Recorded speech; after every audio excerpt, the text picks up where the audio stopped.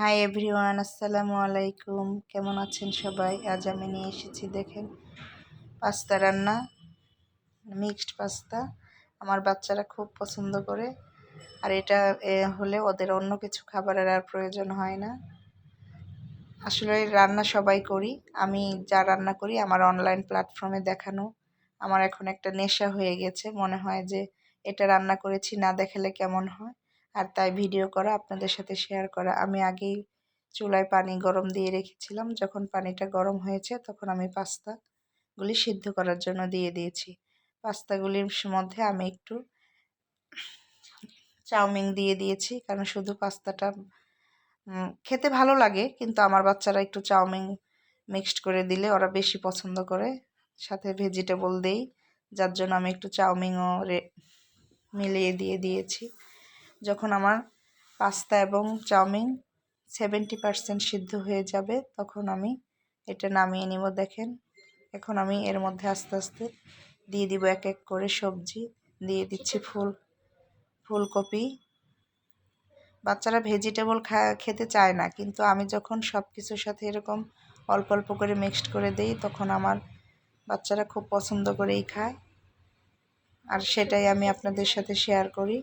দিয়ে দিচ্ছি গাজর এবং পেঁয়াজের কলি একটু কালারফুল করার জন্য। আমি যখন আমার পাস্তা, নুডলস এবং অন্য সবজি সিদ্ধ হয়ে গেছে তখন আমি এই দুটো উপকরণ দিলাম, কারণ এটা বেশিক্ষণ সিদ্ধ করব না, তাহলে কালার ঠিক থাকবে না। এখনই নামিয়ে নিলাম আমি।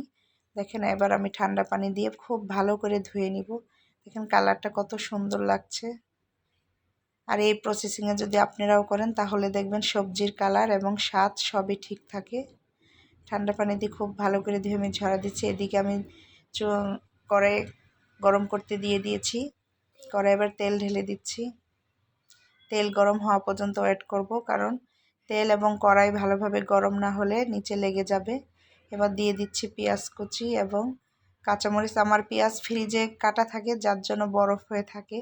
ওই যে আমি বলছি যে আমি পেঁয়াজ ভালো কাটতে পারি না, যার জন্য ফ্রিজের পেঁয়াজ আমার ব্যবহার করতে হয়। আসলে এখন এমন একটা ফ্যামিলি, মানে অনলাইনে আমরা চলে এসেছি যে সব কথাই চলে আসে, সবাই সবার কথা জেনে যাচ্ছি। আমি দিয়ে দিচ্ছি এখানে টমেটো কুচি, যেহেতু এখন টমেটোর সিজন এবং অনেক টমেটোই পাওয়া যায়, যার জন্য আমি এখানে টমেটো কুচিটাই ব্যবহার করলাম সসের পরিবর্তে। আর এতে চাউমিন এবং পাস্তার কালারটাও খুব বেশ সুন্দর হবে। আমি টমেটোটা আগে ভেজে নিচ্ছি, কারণ এর মধ্যে যে টমেটোর রসটা আসছে আমি আমার হাতে বানানো সয়া সস দিয়ে দিচ্ছি। এবার আমি টমেটোর রসটা শুকানো পর্যন্ত একটু ওয়েট করব। দেখেন কতটা গ্লেসি লাগছে। এবার আমি দিয়ে দিচ্ছি ডিম। আমি আবারও বলছি, যদি আমার ভিডিওটি পুরোটা দেখে আপনি রান্না করেন, বাচ্চারা তো পছন্দ করবেই, তার সাথে সাথে ফ্যামিলি সবাই বাহবা দিবে। আমি এখানে আমার পাস্তার পরিমাণ অনুযায়ী এই ডিম ব্যবহার করবেন, আর যে যেমন খেতে পছন্দ করেন সে এটা ব্যবহার করবেন। আমি এখানে 3টা ডিম দিয়েছি।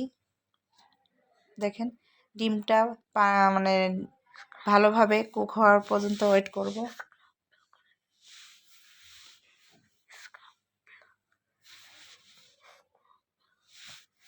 এবার দিয়ে দিচ্ছি আমি আমার আগে থেকে চিকেন রেডি করা ছিল, কতগুলি চিকেন কুচি দিয়ে দিলাম। কারণ যেহেতু আমি সবজি দিচ্ছি এবং চাউমিন, এখানে আমার চিকেন, এগ, আর যদি হাতের কাছে চিংড়ি মাছ থাকে সেটা দিলেও বাচ্চারা আরও টেস্টি করে খাবে। দিয়ে দিচ্ছি পরিমাণ মতো লবণ।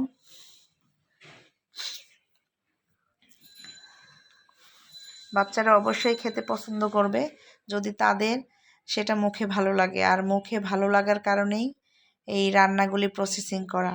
দিয়ে দিচ্ছি ম্যাগি মশলা। আপনারা ইচ্ছা করলে ঘরের মশলাও যদি বানিয়ে নিতে পারেন তাহলে সেটা দিবেন। যেহেতু আমার আজকের উপকরণ এবং পরিমাণ বেশি, যার জন্য আমি মশলাটাও একটু বেশি ব্যবহার করতেছি। আপনি আপনার পরিমাণ অনুযায়ী মশলা ব্যবহার করবেন। আর লবণ ঝাল সাধারণত পাস্তা নুডলসে ঝালটা বেশি হলে খেতে ভালো লাগে না। এবার আমি দিয়ে দিচ্ছি আমার সিদ্ধ করে রাখা উপকরণগুলি। দেখেন কতটা কালারফুল লাগছে। এবার সবগুলি উপকরণ আমি খুব ভালোভাবে মিশিয়ে নিব, তবে বেশি ভাজবো না, কারণ বেশি ভাজলে শক্ত হয়ে গেলে সেটা খেতে আর সুস্বাদু লাগে না। দেখেন কতটা গ্লেসি লাগছে। ভালো করে মিশাবো যাতে প্রত্যেকটা উপকরণ প্রত্যেকটা উপাদানের সাথে লেগে যায়।